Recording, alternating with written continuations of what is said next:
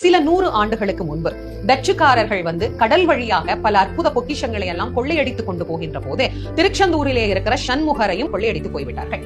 அப்படி கொள்ளையடித்துக் கொண்டு அவர்கள் தங்களுடைய கப்பல்ல பிரயாணம் செய்து கொண்டிருக்கிற போது சண்முகரை தூக்கிட்டு எல்லை தாண்டி போயிட முடியுமா என்ன?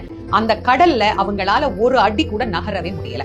கடுமையான புயல், காத்து, மழை, என்ன பண்றதுனே தெரியல. இதுக்கு மேல அந்த கப்பல் நகராது, என்னமோ பிரச்சனை ஆயிருச்சு அப்படின்னு அவர்களுக்குள்ள நடுக்கம், உயிர் பயம் அவர்களை வாட்டிய போதுதான் அங்க இருக்கிற நம்முடைய மக்கள் அவங்களுக்கு சொல்றாங்க, இதுக்கு காரணம் நீங்க இப்ப எடுத்து வச்ச இந்த சண்முகர் தான், அதனால இவர் இருக்கிற வரைக்கும் இந்த எல்லையை நம்மளால தாண்டவே முடியாது அப்படின்னு சொன்ன உடனே அந்த டச்சுக்காரர்கள் பயந்து போய் சண்முகரை தூக்கி கடலுக்குள்ள போட்டுட்டு போயிட்டாங்க. கோவில்ல சண்முகர் இல்ல.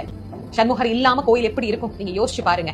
கொள்ளையடிச்சிட்டு போயிட்டாங்க, தேடி பாக்குறாங்க, என்னென்னவோ செய்யறாங்க, ஒன்னும் வழியே இல்ல கிடைக்கிறதுக்கு.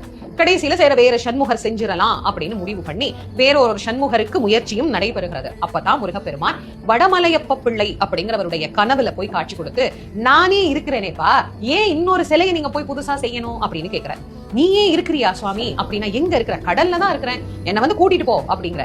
கடப்பெருமானே அடையாளம் சொல்லுகிற, எந்த இடத்துல நான் இருக்கிறேனோ அந்த இடத்துல எலுமிச்சம் பழம் மிதக்கும், மேலே கருடன் வட்டமிடம், அந்த இடத்துல என்னை நீ தேடிப்பார், உன் கைகளில் நான் கிடைப்பேன் அப்படின்னு சொல்லி அவர் போய் கடல்ல மூழ்கி தேடி எடுத்ததுதான் இன்னைக்கு நாம வழிபடக்கூடிய சண்முகர். கடல் வரைக்கும் உலா போயிட்டு திரும்ப வந்த மூர்த்தி இந்த மூர்த்தி. நீங்க யோசிச்சு பாருங்க, நான் எங்க இருக்கேன், என் பக்தர்களை நான் பார்க்கணும், திரும்ப என்ன அழைச்சிட்டு இந்த இடத்துல வை அப்படின்னு சொல்லி தன்னுடைய இடத்திற்கு திரும்ப அமர்ந்து இருக்கக்கூடிய ஒரு தெய்வம் அப்படின்னா அந்த சண்முகர் எப்பேற்பட்ட சண்முகர் அப்படின்னு நீங்க யோசிச்சு பாருங்க.